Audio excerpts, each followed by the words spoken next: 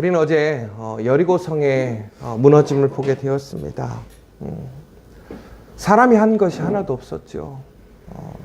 그 성을 무너뜨리는 것과는 전혀 별개의 그저 성을 도는 일뿐이었습니다. 그리고 하나님의 말씀대로 외쳤을 뿐인데 성벽이 무너졌습니다. 그리고 라합은 약속대로 붉은 줄을 매달아서 그들의 집은 구원을 얻게 되었습니다. 여러분, 하나님의 말씀을 의지하시고 믿으시고 신뢰하십시오. 하나님의 약속은 반드시 우리에게 지켜집니다. 그런데 오늘 그러한 승리 가운데 전혀 다른 모습을 다시 보게 돼요. 여리고보다 훨씬 작은 성 아이성에서 이스라엘 사람들이 아주 그냥 대패를 합니다. 더 나아가서는 여리고 성에 있던 그 이방의 군대들의 마음이 물같이 녹아서 정말로 문제없이 그 성을 온전하게 함락하게 되었는데 이제는 이스라엘 사람들의 마음이 녹아 물같이 되었다라고 오늘 보고 있습니다. 참 여러분 이게 신기하죠? 이것이 원래 여리고에 있던 그 이방의 군대 사람들에게 쓰던 표현이었단 말이에요. 마음이 녹아 물같이 되었다. 그런데 오늘 이스라엘에게 그런 반대 현상이 일어난 거예요. 여러분 이것이 왜 물같이 녹았습니까? 하나님이 그들의 마음을 녹이셨거든요. 그들에게 두려움을 주셨고 그들에게 하나님의 존재를 알리셨기 때문에 그들의 마음이 녹아버린 건데 이스라엘은 하나님과 함께 하나님께서 승리케 해주셨는데 왜 오늘 그들의 마음은 녹아버리느냐라는 것이죠. 여러분 여기서 중요한 포인트가 있어요. 뭐냐면 우리가 승리할 수 있는 이유, 우리가 상상할 수 없는 그러한 일들을 목격하고 행하는 이유는 내가 아니라 하나님이시라는 거예요. 다시 얘기하자면 하나님과 함께 하지 않으면 우리는 한순간도 담대할 수 없고 우리 또한 한순간에 우리의 마음, 우리의 모든 것은 무너져 버리더라는 것입니다. 왜 이렇게 작은 성 앞에서 이스라엘의 그런 마음은 녹아버렸고 무너졌는가? 왜 이스라엘의 승리가 이렇게 실패로 무너짐으로 바뀌게 되었는가? 오늘 이것을 좀 보려고 하는데요. 특별히 오늘 그 핵심에는 아간이라는 한 사람 때문에 그 일들이 일어나게 됩니다. 그런데 여러분 이 아간이라는 사람을 좀 주목해 보셨으면 좋겠어요. 이 아간이라는 사람이 어떤 사람일까를 좀 생각해 보신 적 있으십니까? 그러면 아간이라는 사람은 흔히 얘기해서 이스라엘 족속 가운데에 뭔가 품행이 바르지 못하고 원래부터 문제가 있고 또 어떤 하찮고 경건하지 못한 사람이었을까요? 근데 그렇지 않더란 말이에요. 오늘 1절에 보면 아주 상당히 긴 족보에 대해서 나와요. 아간에 대해서. 유다 지파 세라의 증손 삽디의 손자 갈미의 아들 아간이라고 되어 있습니다. 왜 이렇게 상세하게 적었을까요? 아간 이렇게 이야기해 주면 될 텐데요. 그런데 여기에는 아주 중요한 포인트 두 가지 정도가 있어요. 첫 번째는 뭐냐면 아간이요 변두리 사람이 아니라는 거예요. 무슨 얘기냐면 아간은요 이스라엘 가운데서 가장 대표적인 유다 지파의 사람이라는 거예요. 여러분 그런데 아이러니한 게 지금 여호수아가 어디 지파입니까? 유다 지파란 말이에요. 이스라엘 12지파 중에서 가장 중심에 있는 지파. 그리고 그들의 리더가 그 유다 지파에 있어요. 여러분 유다 지파가 어떤 지파입니까? 이제 다윗과 그리고 솔로몬 더 나아가 예수님의 지파가 유다 지파 아닙니까? 그러면 아간이라는 사람은 그 유다 지파에서도 가장 중심에 있는 그룹 속에 있던 사람이었고 더 나아가서는 그의 가문은 그저 유다 지파 중에서도 시시한 지파가 아니었단 말이에요. 신뢰받는 혈통이었고 또한 그는 인정받는 집안이었다라는 거예요. 아간도 아마 그렇게 살아왔을 거예요. 여러분, 우리는 항상 그런 생각하지 않습니까? 문제를 일으키는 사람 보면 원래 그 사람은 좀 문제가 있어라고 생각하죠. 그런데 여러분, 우리가 실패하고 넘어지고 시험에 넘어가는 사람들을 보면요, 당연히 그럴 만한 사람이 넘어지지 않더라고요. 오히려 야, 어떻게 저 사람이 넘어지지? 어떻게 저 사람이 저럴 수 있지? 여러분, 오늘 우리에게 분명히 그런 얘기하고 있어요. 오늘 이스라엘을 넘어뜨리고 스스로 넘어지고 많은 사람들에게 아픔과 실패를 줬던 그 사람은요, 원래 그런 사람이 아니라 우리 중에 한 사람이라는 거예요.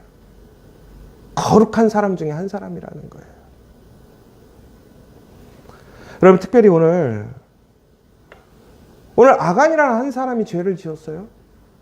그리고 전혀 그렇지 않을 것 같았던 사람 때문에 이스라엘이 무너지는 걸 보게 돼요. 여러분, 그러니까 가장 큰 위험은 누구냐? 우리가 봤을 때, 야, 쟤는 좀 위험해. 쟤는 분명히 시험거리가 될 거야가 아니라 내가 문제라는 거예요, 내가. 내가 아간이라는 거예요, 내가 아간. 여러분, 아간의 실패는 결국에는 아간의 실패로 끝나지 않았어요. 아간 때문에 이스라엘이 무너졌어요. 아간 때문에 유다 지파가 무너지는 거예요. 그런데 그는 겉으로 보기에는 너무나 거룩하고 문제 없는 사람이에요. 너무나 귀한 집안 사람이란 말이에요. 그런데 그 사람 때문에 그 집안이 불명예를 얻고 그 집안이 수치를 당하고 결국에는 죽임을 당하고 그 사람 때문에 그 공동체가 무너지는 거예요. 여러분, 그런데 그게 누구냐? 그럴 만한 사람. 아주 죄인이 아니라 바로 나 같은 사람. 여러분, 그런데 너무나 안타까운 것은 하나님은 오늘 이 아간의 죄를 아간의 죄라고 얘기하지 않으세요. 뭐라고 그러십니까? 이것을 이스라엘의 죄다라고 얘기를 하고 있어요. 11절에서도 뭐라고 되어 있냐면 이스라엘이 범죄하여 라고 되어 있어요. 여러분, 이거 참 이스라엘 입장에서는 되게 억울한 입장이거든요. 왜 그러냐면 이스라엘 사람들, 모든 사람들, 아간 외에는 모두 다 하나님 앞에 하나님 말씀에 순종했어요. 하나님이 행하는 대로 행했어요. 그런데 오직 한 사람, 아간만이 하나님의 말씀을 지키지 않고 하나님께 온전히 드리지 않고 도둑질하여 속이고 그 가운데 물건을 두었던 것만이다. 그런데 하나님은 아간 그가 훔쳤다라고 얘기하지 않고 이스라엘이 훔쳤다라고 얘기해요. 이게 무슨 얘기입니까? 공동체는요, 한 사람의 죄가 결국에는 공동체의 죄로 결론 나더라는 거예요. 여러분, 나 혼자 지은 죄, 나 혼자의 일탈이 나 혼자의 일탈로 끝나는 게 아니란 말이에요. 조용히 숨겼던 나만의 그 은밀한 죄가 결국에는 나에게서만 끝나는 게 아니라 나의 자녀, 우리의 가족, 우리 지파, 우리 가문, 우리 기업, 더 나아가서는 이스라엘 전체에 그러한 영향력을 끼치더라는 거예요. 여러분, 우리가 그래요. 하나님, 이건 너무 억울한데요? 저 한 사람 때문에 왜 우리가 다 같이 그렇게 피해를 입어야 되죠? 하나님의 약속은 개인에게 주어진 것이 아니라 이스라엘 공동체에게 주어졌다는 거예요. 하나님의 복은 한 사람도 예외 없이, 하나님의 은혜는 한 사람도 예외 없이 이스라엘 공동체에 주어졌다는 거예요. 여러분, 은혜와 복의 모든 사람에게 동일하게 적용되었다면 하나님 앞에 우리가 실수하고 실패하는 그 책임 또한 공동체에 함께 지어진다는 거예요. 그래서 공동체가 중요한 거예요. 여러분, 우린 생각해야 돼요. 나 하나쯤이야. 나 하나의 일탈쯤이야. 나 하나의 숨겨진 나의 죄쯤이야. 아니에요. 나 하나쯤은 괜찮다가 아니라 나 하나라도 거룩하게 된 자가 돼야 된다는 거예요. 근데 우리는 어떻게 생각합니까? 나 하나쯤이야. 나는 괜찮아라고 생각하지 않아요? 대세에는 지장 없고 우리 집에는 상관없어. 아니란 말이에요. 나 하나쯤이야가 우리 집을 무너뜨리고 우리 기업을 무너뜨리고 공동체를 무너뜨리는 거예요. 그런데 반대로 나 하나라도 거룩하자라고 하면 그것이 회복이 되는 거고 능력이 되는 거고 소망이 되는 거예요. 여러분, 개인의 거룩함은요, 공동체의 거룩함으로 이어지는 거예요. 공동체의 패배는요, 개인의 숨겨진 죄로 인해서 결론 나는 거예요.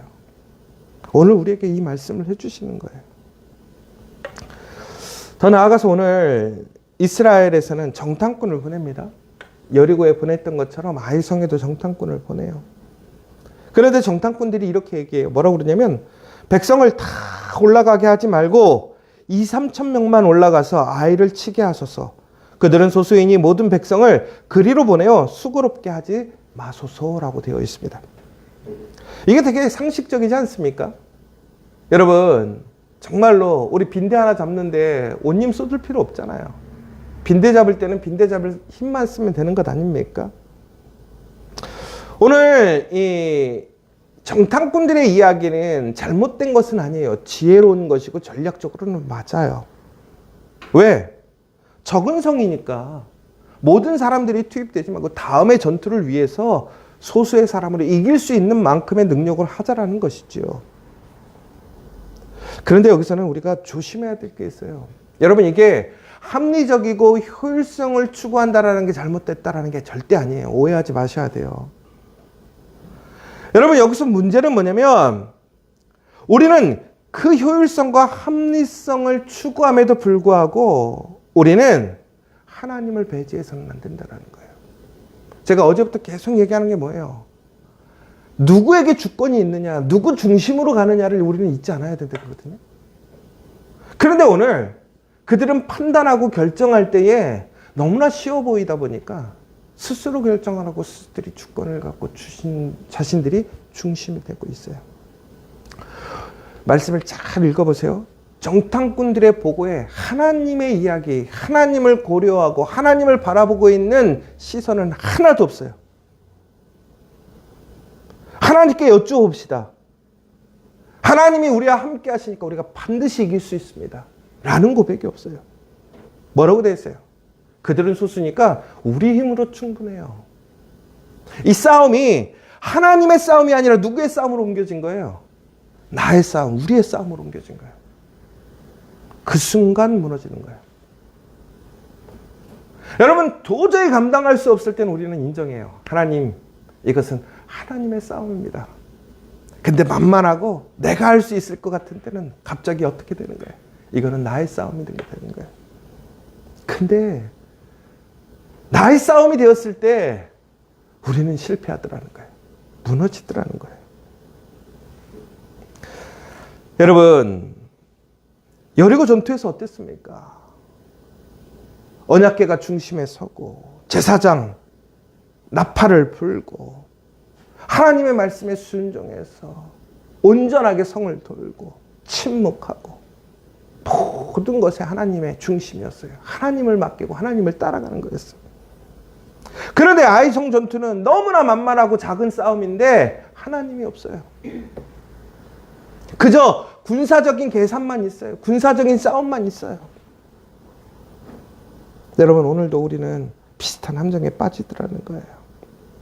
아유, 이렇게 작은 일인데 내가 기도해서 뭐해. 아유, 이 정도는 그냥 이렇게 해도 돼. 여러분, 오해하지 마십시오. 우리가 합리적으로 효율적으로 해야 될 것은 분명히 있어요. 그런데 가장 큰 문제는 시스템이 아니라 하나님을 우리의 중심에 두지 않는 태도라는 거예요. 여기서 또 하나 우리가 조심해야 될 게 있어요. 아주 조심해야 될 문제예요. 모두를 수고롭게 하지 마소서. 저는 이 이야기를 듣고 저 스스로도 상당히 많이 고민을 했어요. 모든 백성을 그리로 보내어 수고롭게 하지 마소서. 여러분, 우리가 전쟁에 나갈 때는 모든 공동체가 하나님을 의지해서 함께 나가야 되는데 모두가 나가면 수고스러운 거예요. 다 같이 몸을 뭐하러 던져요. 그저 능력 있는 사람 몇 사람만 하면 되지요. 여러분, 요즘 우리의 모습 같지 않습니까? 기도도 편할 때 하면 되고요. 편하게 하면 되죠. 기도 안 하자라는 게 아니에요.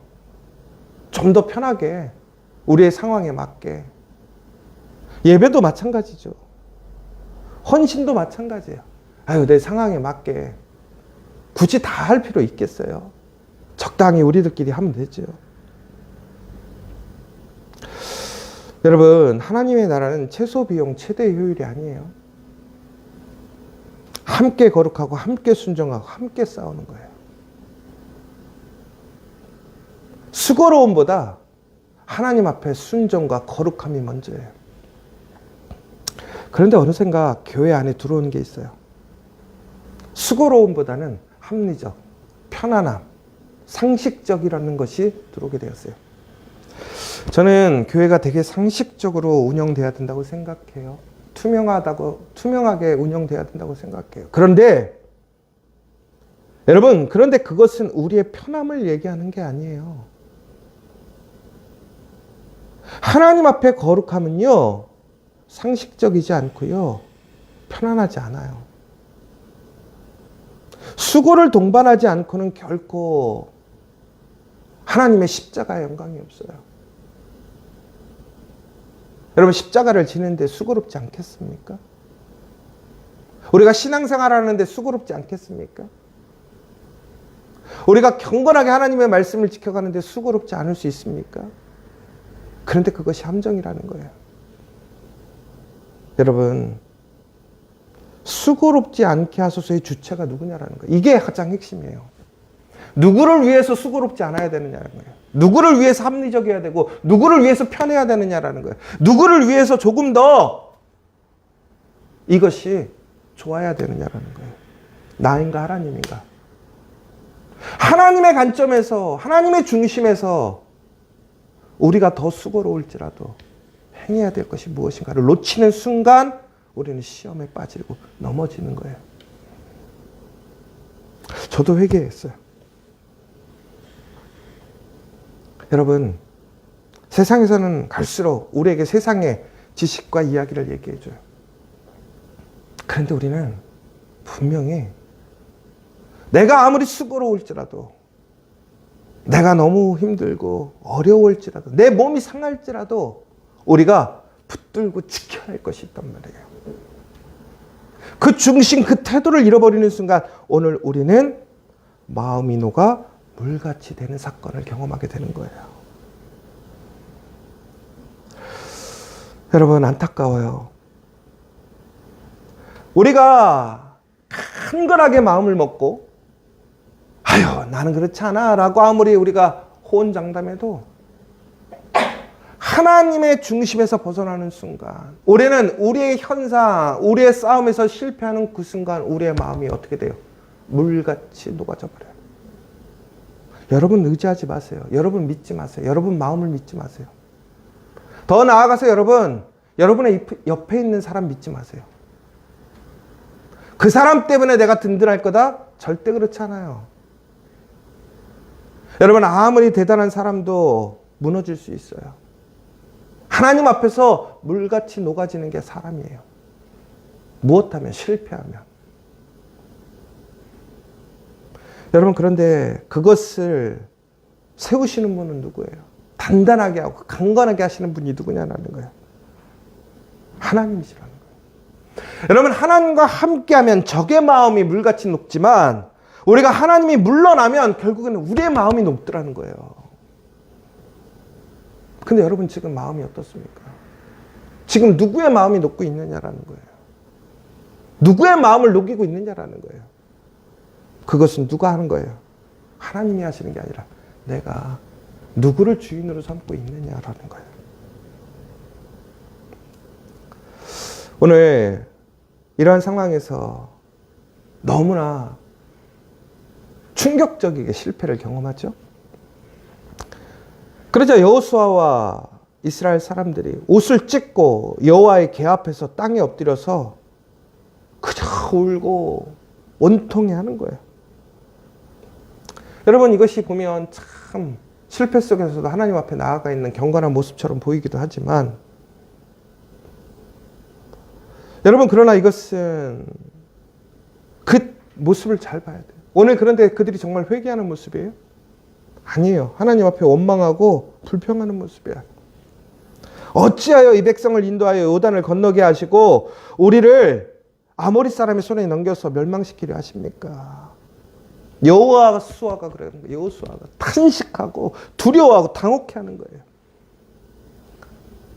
우리는 그러대요. 이처럼 너무나 낙담되어지고 충격적인 사건을 당하면 나도 모르게 탄식이 나오고 불평이 나와요. 근데 여러분, 여기서 아주 중요한 포인트가 있어요. 그 불평과 탄식을 어디서 하느냐가 중요해요. 오늘 여호수아도 이스라엘 백성들과 동일한 모습을 보여준 거예요. 근데 그가 오늘 누구 앞에 무릎을 꿇고 있습니까? 하나님 앞에. 하나님 앞에 무릎 꿇고 하나님 앞에 탄식하고 불평하지만, 그런데 그는 하나님 앞에 뭐 하고 있는 거예요? 하나님을 붙들고 있는 거예요. 여러분, 답답하고 모르겠죠. 두렵고 원망스럽죠. 그럴 때 어떻게 해야 됩니까? 하나님 앞으로 가야 된다는 거예요. 이해가 안 되고 답이 안 나오면 하나님께 가야 된다는 거예요. 절대로 여러분 생각대로 하지 마시고 사람을 의지하지 마시고 하나님께 가라는 거예요. 오늘 여호수아는 혼자 생각하지 않고 사람의 지혜를 구하지 않아요. 사람들과 모의하지 않아요. 오직 철저히 하나님 앞에 나아갔어요. 그 기도는 완벽하지 않아요. 성숙하지 않아요. 그런데 방향이 맞았어요. 여러분, 그것이 다시 우리를 일으키는 거예요. 그때 하나님 뭐라고 얘기하십니까? 일어나라. 어찌하여 이렇게 엎드려 있느냐. 하나님이 그렇게 넘어진 사람을 다시 이렇게 세우는 거예요. 그리고 그 가운데서 그 문제의 핵심을 이야기해 주시는 거예요. 여러분, 핵심은 무엇이었습니까? 전술의 문제가 아니라 뭐예요? 거룩함의 상실이라는 거예요. 거룩함의 본질은 우리가 잘못된 것을 그저 떼어내는 것이 아니라 말씀에 대한 순종이라는 거예요. 오늘 이 시간 여러분, 이 말씀을 통해서 우리 안에 그 거룩함을 끝까지 지켜갈 수 있는 저 여러분 되시길 간절히 축원합니다. 여러분, 거룩함은요, 우리 성도들이 취해야 될 옵션이 아니에요. 바로 하나님이 함께 하시는 필수 조건이라는 거예요. 그 앞에 여러분, 나의 모습을 보시기 바랍니다. 내가 아간과 같지 않은가? 나로 인해서 나의 집을, 나의 기업을, 공동체를 무너뜨리는 것이 아니라 나로 인하여 공동체가 회복되어지고 가정이 살아나고 일터가 살아나고 교회가 살아나게 할 수 있는 그 거룩한 믿음의 사람 되기를 간절히 축원합니다. 이 시간 우리 함께 기도했으면 좋겠습니다. 아간의 죄는 한 사람의 일탈 같지만 하나님의 눈에는 이스라엘의 죄였습니다. 넘어지는 사람은 특별한 사람이 아니라 바로 나와 같은 우리 중에 한 사람입니다. 개인의 은밀한 죄, 탈선, 거룩함의 상실은 공동체의 영적 실패, 그리고 전쟁의 실패를 불러오게 됩니다. 아이성 앞의 패배는 전술의 문제가 아니었습니다. 하나님을 잊은 효율성의 문제, 합리성의 문제였습니다. 수고롭지 않게 하고자 하는 인간적인 편안함이었습니다. 여러분, 하나님의 나라는 거룩함은 함께 수고함으로 옴을 기억하십시오. 여러분, 뜻밖의 이런 실패 앞에서 여호수아는 하나님께 엎드렸습니다. 그리고 하나님께서는 일어나서 거룩을 해보라 하라고 얘기했어요. 여러분, 하나님께 나아가면 답이 있는데 그 답이 뭐였냐면 거룩함을 회복하라는 거예요. 거룩함을 회복하라는 거예요. 실패의 원인은 거룩의 상실입니다. 여러분, 거룩의 실체는 말씀에 대한 순종이고 하나님 앞에 온전한 그 말씀의 삶을 살아가는 거예요. 오늘 여러분 다시 도전하기를 원한다면 순종하십시오. 거룩함을 회복하십시오. 내 삶의 모습을 거룩하게 여러분 세워주시기 바랍니다. 그러면 반드시 우리는 도전할 수 있습니다. 다시 승리할 수 있습니다. 오늘 누군가의 잘못을 찾기에 앞서서 내 모습을 통해 내가 아간이 아닌가를 살펴보고 하나님 앞에서 다시 거룩함을 통해서 우리가 하나님과 동행하여 다시 도전하여 승리할 수 있게 해달라고 이 시간 함께 기도하는 이 시간 되었으면 좋겠습니다. 특별히 우리 공동체 안에 너무나 연약하고 힘들고 또한 그렇게 실수로 넘어져 있는 지체들이 많이 있습니다. 다시 한번 그들을 통해서 하나님 앞에 거룩함이 일어나고 그 하나님의 거룩함을 통해서 병을 이기고 가정의 문제를 이기고 가정의 그러한 문제와 연약함을 이겨낼 수 있고 기업의 문제를 해결할 수 있는 귀한 역사 일어날 수 있도록 이 시간 함께 기도해 주시고 특별히 오늘 김대경 형도님 오늘 아침에 이제 수술을 하게 됩니다. 하나님께서 집도이 또한 모든 수술의 과정 속에서 하나님의 강력한 치료의 손길로 인도해 달라고 또한 그 가운데 하나님 앞에서 그 믿음이 하나님을 고백하고 하나님 앞에 거룩함을 회복할 수 있는 그 시간이 되게 해달라고 또 모든 가족들 두려워하지 않고 의심하지 않고 하나님께 맡겨서 하나님의 놀라운 회복의 은혜를 체험할 수 있도록 이 시간 함께 기도해 주시고 또 우리 고3의 자녀들 끝까지 하나님 앞에 좋은 열매 얻을 수 있도록 우리 지저처치가 오늘 다시 한번 그 거룩함을 다시 철저하게 회복하고 우리의 나태함과 우리의 편안함을 내려놓고 하나님 앞에 뜨겁게 나아감으로 다시 아이성을 향해 나아가 승리했던 것처럼 우리 지저처치도 다시 하나님 앞에서 거룩한 일을 행하고 그 사명대로 행할 수 있도록 이 시간 함께 기도해 주시면 좋겠습니다. 우리 주기도문으로 마치고 기도하겠습니다. 하늘에 계신 우리 아버지, 아버지의 이름을 거룩하게 하시며 아버지의 나라가 오게 하시며 아버지의 뜻이 하늘에서와 같이 땅에서도 이루어지게 하소서. 오늘 우리에게 일용할 양식을 주시고 우리가 우리에게 잘못한 사람을 용서해 준 것 같이 우리 죄를 용서하여 주시고 우리를 시험에 빠지지 않게 하시고 악에서 구하소서. 나라와 권능과 영광이 영원히 아버지의 것입니다. 아멘.